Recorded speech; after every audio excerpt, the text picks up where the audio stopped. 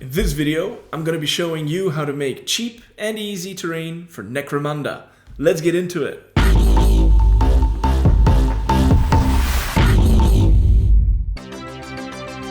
The first thing I did was to make an idea in my head about what I wanted to build exactly. I wanted to make a larger silo tower structure that would go really well with all the terrain that I had made prior.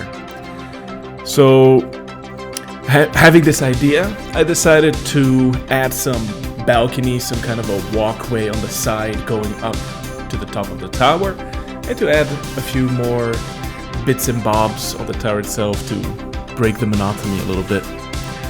So the first thing I did was glue paper around the big tins to give the paint something easier to get stuck on than just the metal of the tins. And then I built these little platforms. I used regular cardboard for this from, things like cereal boxes. And I have this mesh that I found at IKEA. I think it's carpet stop. So for me it looks just like metallic grating that you see in metallic structures. So that's what I used for that and built the little platforms. Then I grabbed the two tins and I glued a circle on the top so that the flooring would be more flat. It would look a bit less like a can. And once that was stuck or glued, I connected the two tins with hot glue, regular hot glue.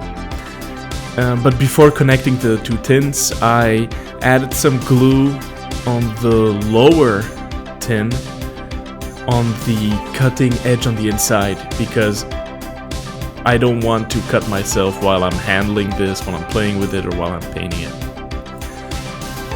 Having glued the two tins together, I then took one of my other structures just to have an idea of height. So as you can see, it consists of multiple floors, and I want to use more or less the same height on this structure. So I'm kind of eyeballing to have the floors on the same levels.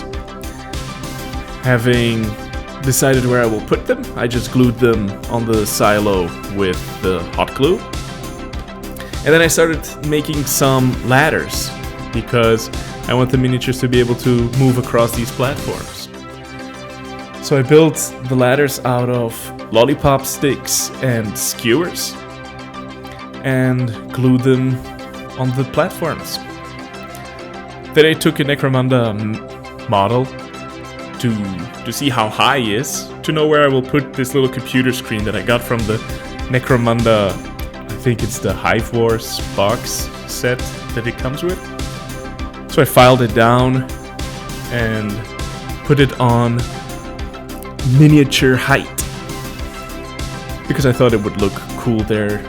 I might even be able to use it as an objective during one of the games. Then I continued to add a few details. I used this half piping that came from the same box, and I added a little thing that looked like a radar to me on the top. With that done, I took the tower outside, I spray canned it. Unfortunately, my cheap blue spray can ran out halfway, so as you can see, the tower is in two colors, blue and black, but that's fine. It will be a nice contrast in the end. Then I used yellow to paint the stairs. I use yellow because I find that it's easier during a game to recognize where your access points are, where the stairs are to get to the levels. It improves gameplay a little bit in that sense for me.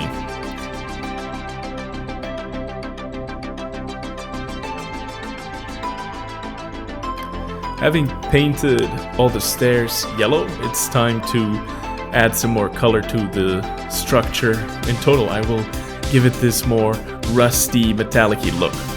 And I do this by using this cheaper brown that I have and giving it a nice coating with this brown. Now these colors that I'm using are very thin, so I can really lather it on there, and in the end it will not be as bright. Right now in the video it looks like it's very, very bright, but once this dries up, it's a lot more subtle than this.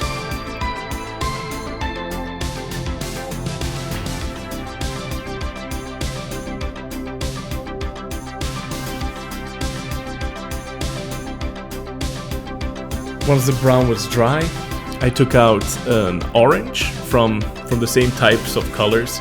So again, in the video this will look very bright, but I promise it will dry and you will hardly notice that there was any orange. But the orange is used to highlight the areas that I made brown earlier, just to make the rust effect more credible.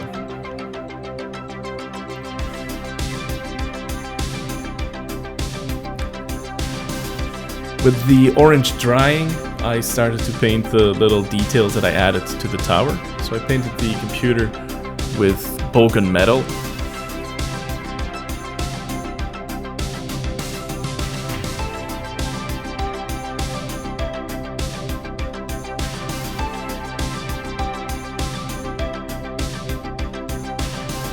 And then I painted the radar antenna on the top with some gold, and later I will use some washes on this as well so that it won't be as bright and clean. With the details in place and the rust effects dried, I took Necromunda, this dry metallic paint, and I started adding this on the platforms, on the staircase, and of course on the silo itself, just to show that there is metal underneath this paint. It gives the impression that it got chipped, it's really weathered, and I just like the look of it on the terrain. Then I used some shades, some brown and some black shades just to dull the metal and to add some more subtle streaks on the structure itself. With everything dry, I decided to add a little bit of graffiti on the tower as well, because there are big areas with no real decoration on it, as you could say. So I added some graffiti, added an arrow and up, and I added some more graffiti that maybe you will spot when we show off the structure. Then to finish up, I finished the computer screen. It has 3 little screens. For the main one, I decided to use a green contrast paint.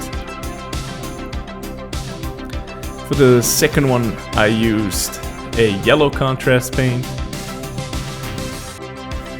And I like the effect that contrast paint gives over metallic colors. It's really cool. And then the last screen I did with red contrast paint. With all the details in place, it's time to show off the structure.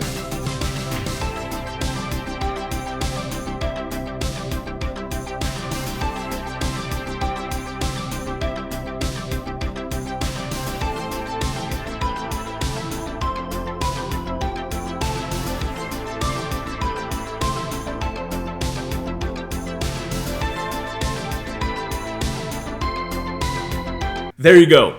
Now you know how to make Necromunda terrain cheap and easily. Just like this here silo tower. Thank you for watching, and I'll see you in the next video.